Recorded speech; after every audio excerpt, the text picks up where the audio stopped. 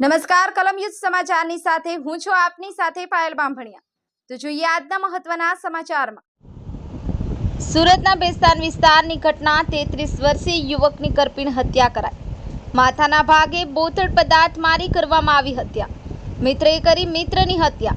મિત્રની પત્ની સાથે અફેર હોવાની શંકાએ મિત્રએ જ કરી હત્યા। મૃતકનું નામ રાહુલ પાટીલ છે, જ્યારે હત્યારાનું નામ પ્રશાંત હોવાનું સામે આવ્યું। ઘટના બાદ પોલીસે તાત્કાલિક આરોપી મિત્રની અટકાયત કરી। સમગ્ર મામલે પોલીસે વધુ તપાસ હાથ ધરી। બ્યુરો રિપોર્ટ કલમ યુદ્ધ સમાચાર સુરત।